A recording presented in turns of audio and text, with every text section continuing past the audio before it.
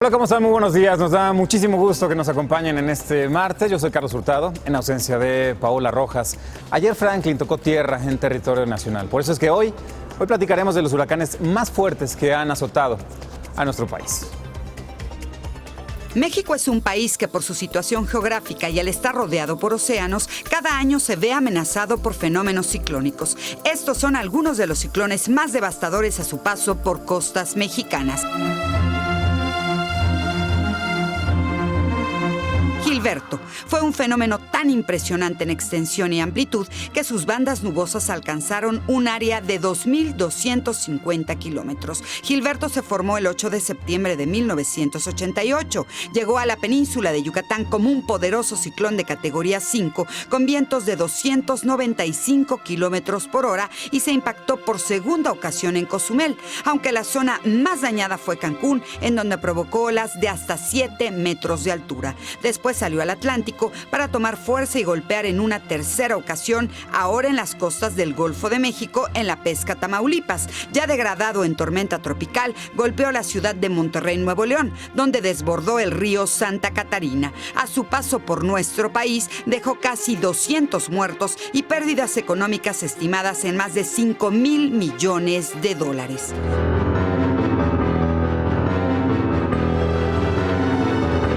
Paulina tocó tierra la tarde del 8 de octubre de 1997, cerca de Puerto Escondido, Oaxaca, como un poderoso huracán de categoría 4 con vientos de 215 kilómetros por hora. Al día siguiente llegó a Guerrero y devastó el puerto de Acapulco, al provocar inundaciones, crecientes de los ríos y deslaves en las zonas montañosas. Paulina provocó la muerte a más de 250 personas, dejó cerca de 300,000 sin hogar y pérdidas por 7,500 millones de pesos.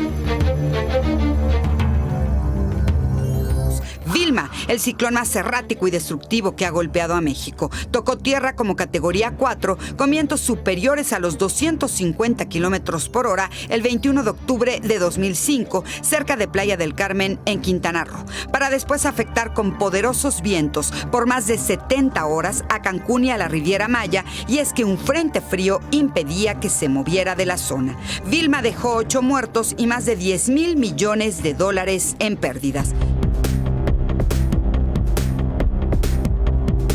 Manuel e Ingrid, la pareja mortal. Manuel entró como tormenta tropical en la costa del Pacífico e Ingrid como huracán categoría 1 en costas de Tamaulipas. Afectaron al país de manera simultánea a mediados de septiembre de 2013. Ambos generaron vientos intensos, lluvias torrenciales y el aumento del nivel del mar.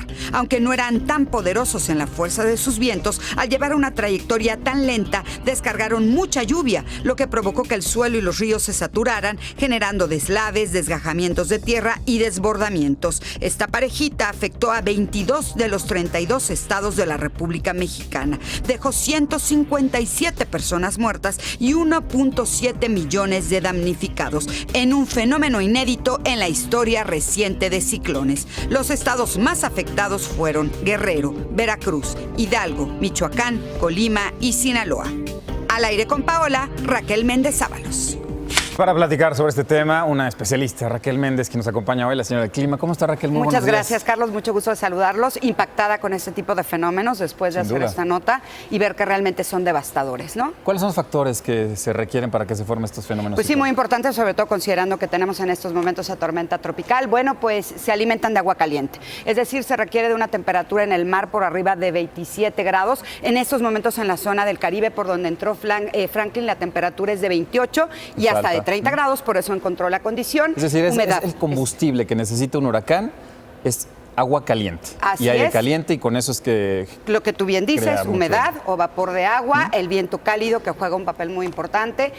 Bueno, pues es un proceso de evolución, Carlos. Empiezan como una onda tropical, de ahí, en base a la intensidad de sus vientos, son depresiones tropicales, cuando los vientos son de más de 65 kilómetros por hora, tormentas tropicales, cuando son de más de 118 van a ser huracanes de categoría 1 a 5, esto con base a la escala de Saffir-Simpson. Y con esto que nos decías hace unos momentos en relación a cómo se forman, obviamente entendemos ya que el calentamiento global es un factor fundamental para que esto no solamente sean más constantes, sino cada vez más poderosos los huracanes.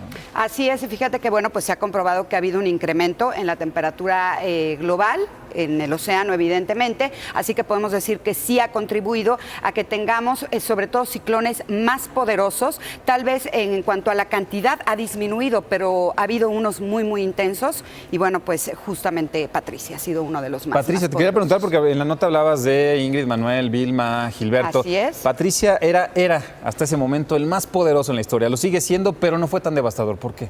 Así es. Fíjate que se conjugaron varias características para que realmente no fuera tan devastador como se pensaba. Los vientos sí fueron de más de 300 kilómetros por hora. Es considerado como el más intenso de todos los tiempos. Pero bueno, ¿qué fue lo que pasó? Que se impactó en un lugar despoblado. Inclusive Paola Rojas nos platicaba que bueno, pues le impactó ver cómo pues ella había cubierto diferentes huracanes. Había ido a zonas en las que bueno, pues las palmeras se doblaban. En la zona en donde llegó Patricia, esto lo contó Paola justamente, todas las palmeras estaban totalmente tiradas. Las no había arrancó. una sola viva. Entonces, bueno, El poder pues que de los llegara vientos. en una zona despoblada, que se debilitó rápidamente porque se encontró en la Sierra Madre Occidental, es decir, se alimentan de agua, al estar en tierra, evidentemente tienden a disminuir y más si se encuentran en montaña. Aquí, bendita Sierra Madre Occidental. Es decir, si Patricia hubiera entrado por el Golfo de México, por la península de Yucatán, hubiera sido un desastre. Hubiera sido una total, porque es historia una zona plana. totalmente diferente. Entró Y por pues, el Pacífico y estaba la Sierra Madre Occidental. Y bueno, pues además avanzaba a gran velocidad, que es justo lo que estábamos platicando tú y yo.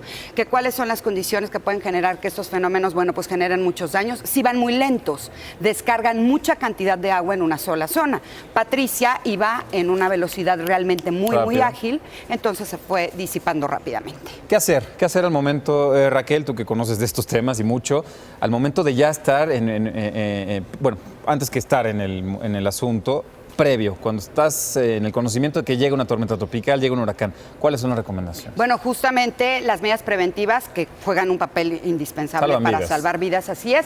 ¿Qué hacer antes? Por ejemplo, Flanquín va a llegar ahora a Campeche y el jueves al norte de Veracruz. Estas son las medidas que ustedes deben de tomar en cuenta. Un contacto con Protección Civil, ubicar el albergue más cercano, hay que almacenar alimentos enlatados y agua potable, tener a la mano un botiquín, radio y una linterna con pilas, guardar documentos importantes en bolsa de plástico, pendientes, por supuesto, de los medios de comunicación para ver el avance que llevan. Hay que proteger vidrios con cinta adhesiva en forma de cruz, fijar objetos que puedan ser lanzados por los fuertes vientos, buscar un lugar para proteger a sus mascotas, Claro. no se olviden de ellas y bueno, pues también al equipo de trabajo. Eso como medidas preventivas, Raquel. Y ya cuando está el evento, ¿qué hay que hacer? Cuando está ya en ese momento golpeando tu ciudad, tu territorio y estás tú bajo Es el esta caso de tormenta. Quintana Roo. ¿Qué es el Ahorita caso está este en momento, tierra, verdad? justamente en Quintana Roo. Bueno, pues evidentemente hay que conservar la calma, hay que estar atentos a nuestro radio de pilas, desconectar aparatos eléctricos y el interruptor, cerrar las llaves de gas y agua, hay que alejarse de puertas y ventanas, utilizar una lámpara de pilas y bueno, muy importante, no salir hasta que las autoridades indiquen que ya pasó el peligro, Carlos. Y esas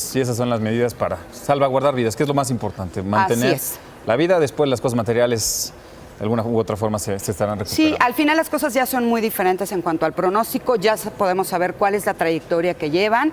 Antes, bueno, pues había mucho desconocimiento Era en muy ese azaroso el sentido. tema. Exacto, pero ya podemos estar pendientes de los medios, saber a qué trayectoria y sobre todo a qué lugar van, dónde se pueden impactar. Gracias, Raquel.